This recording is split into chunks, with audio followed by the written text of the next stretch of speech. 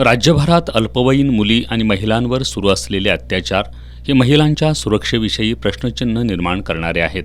महिलांवर अत्याचार करणाऱ्या नराधमांना कठोर शिक्षा व्हावी यासाठी उद्धव ठाकरे मुख्यमंत्री असताना शक्ती कायद्याचा मसुदा तयार करण्यात आला होता. मात्र त्या कायद्याची अद्याप अंमलबजावणी झालेली नाही. त्यामुळं हा कायदा लवकरात लवकर यावा यासाठी ठाकरे गट युवा सेना युवती सेनेच्या वतीनं कोल्हापुरातील बिनखांबी गणेश मंदिर इथं स्वाक्षरी मोहीम राबवण्यात आली. यावेळी अनेक महिला आणि महाविद्यालयीन युवतींनी स्वाक्षरी करत शक्ती कायद्याची अंमलबजावणी तातडीनं करण्याची मागणी केली आहे.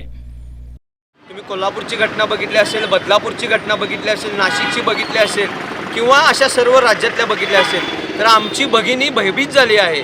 म्हणून उद्धवसाहेब मुख्यमंत्री असताना हा कायदा अंमलात आणला होता, जेणेकरून अशा आरोपींना एकतर जन्मठेप किंवा मृत्यूदंडाची शिक्षा व्हावी यासाठी हा कायदा आणला होता. पण या सरकारला अजूनही झोपलेल्या सरकारला जाग आलेली नाही. म्हणून आम्ही आज कोल्हापूर युवा सेना युवती सेनेच्या वतीनं स्वाक्षरी मोहीम घेतली आहे, जेणेकरून हा कायदा अंमलात यावा व अशा नराधमांना ठेचून काढावं आणि त्यांना फाशीची शिक्षा व्हावी यासाठी आजची आमची स्वाक्षरी मोहीम आहे. यावेळी महिला आघाडी संघटिका प्रतिज्ञा उत्तुरे, युवती जिल्हा प्रमुख पूनम पाटील, उपजिल्हा प्रमुख श्वेता सुतार, शहर अधिकारी योगेंद्र माने, शहर समन्वयक चैतन्य देशपांडे, प्रथमेश देशिंगे आदी उपस्थित होते.